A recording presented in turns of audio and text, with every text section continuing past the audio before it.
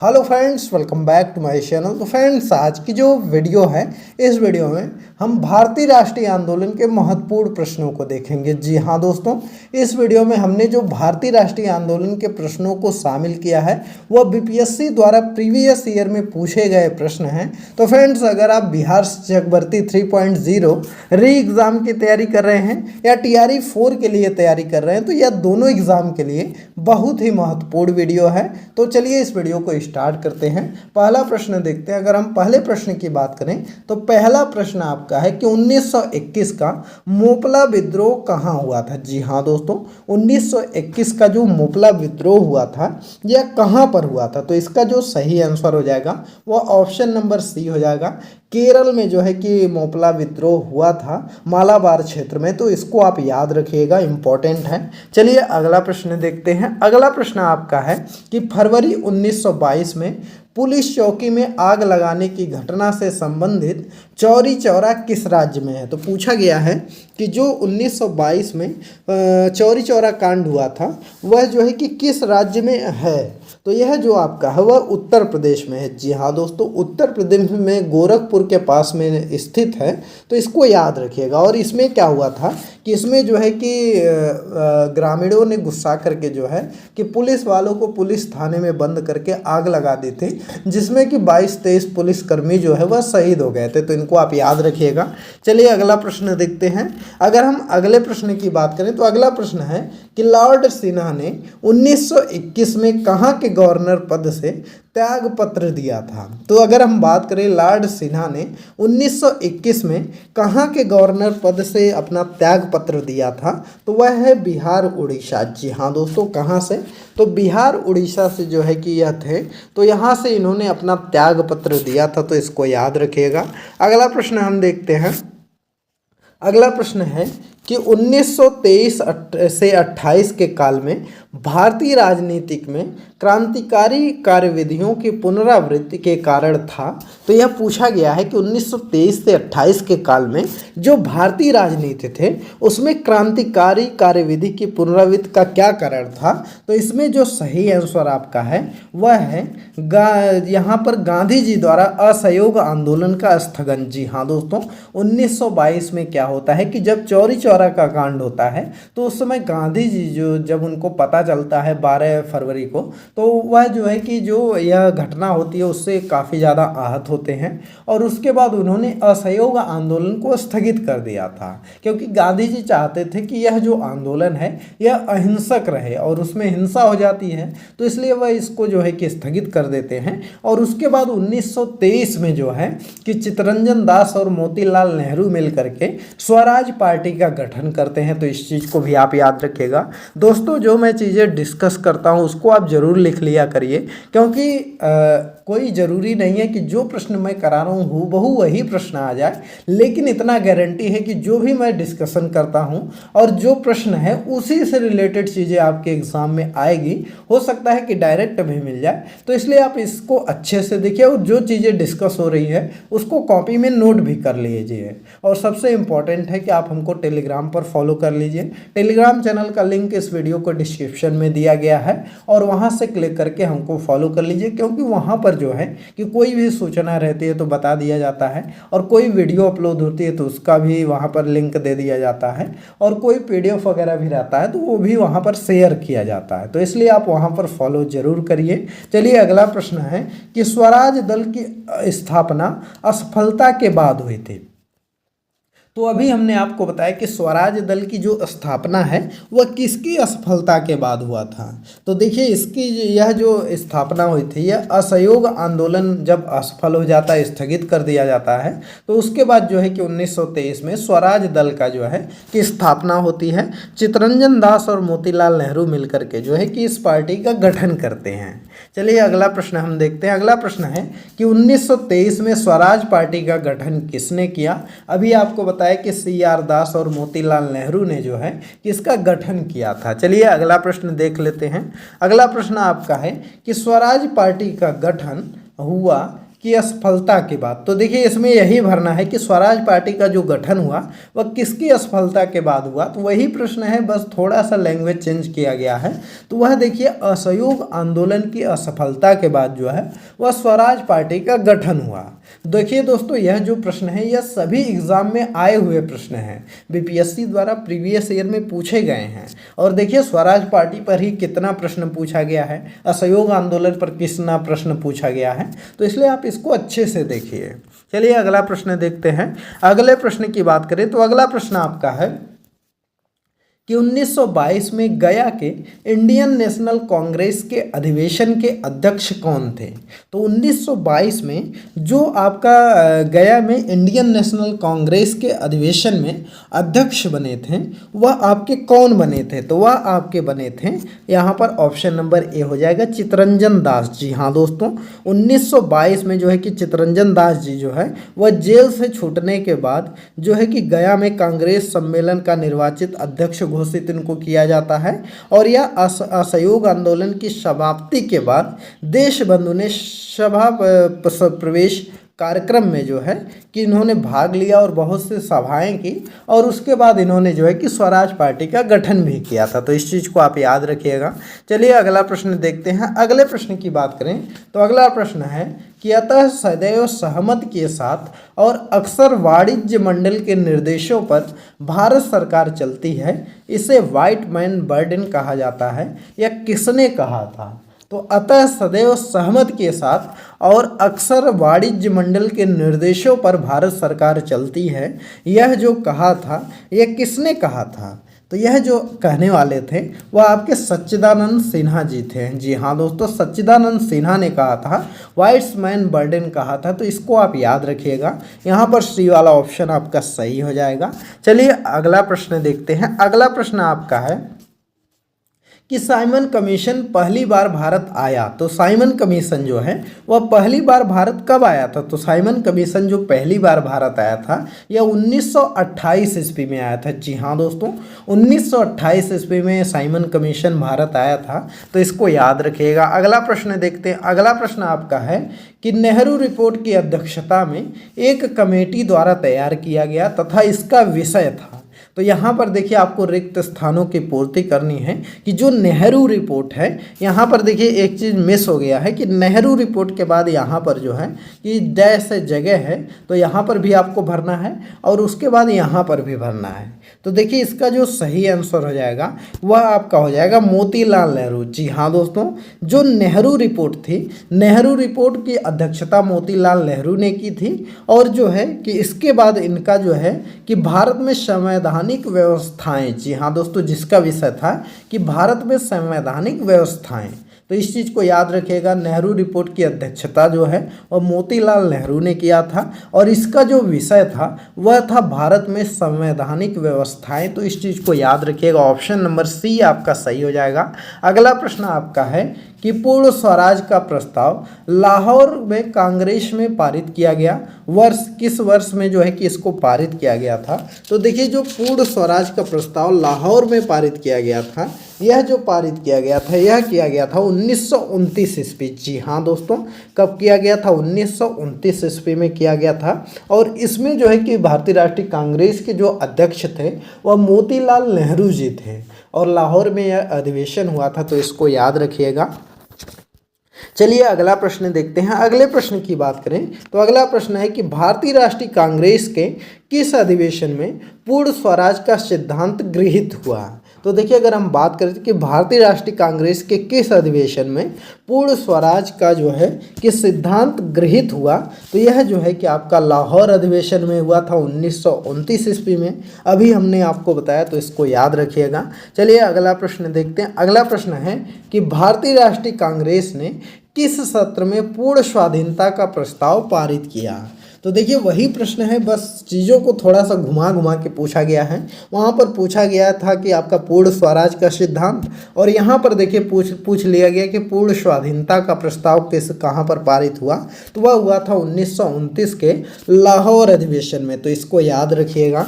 चलिए अगला प्रश्न देखते हैं। दोस्तों यह वीडियो आपको कैसी लग रही है आप कमेंट करके ज़रूर बताइए, और चैनल पर नए हैं तो चैनल को ज़रूर सब्सक्राइब कर लीजिए। अगला प्रश्न है कि 1929 में लाहौर में आयोजित भारतीय राष्ट्रीय कांग्रेस के अधिवेशन का अध्यक्ष कौन था। तो देखिए 1929 में लाहौर में आयोजित भारतीय राष्ट्रीय कांग्रेस के अधिवेशन का जो अध्यक्ष था यह आपका कौन था। तो अभी हमने आपको बताया कि उसके अध्यक्ष थे जवाहरलाल नेहरू। तो सी वाला ऑप्शन आपका सही हो जाएगा।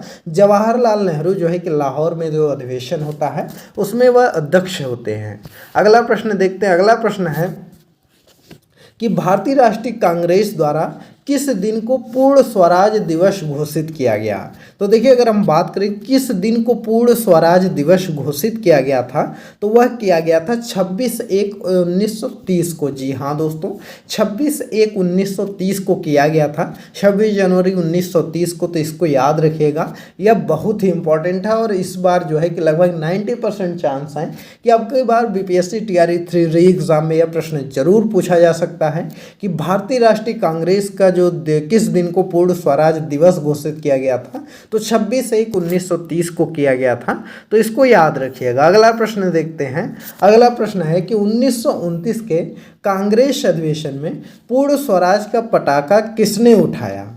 तो देखिए अगर हम बात करें 1929 के कांग्रेस अधिवेशन में जो पूर्ण स्वराज का पटाखा उठाया था वह उठाए थे पंडित जवाहरलाल नेहरू, क्योंकि यही उसके अध्यक्ष थे।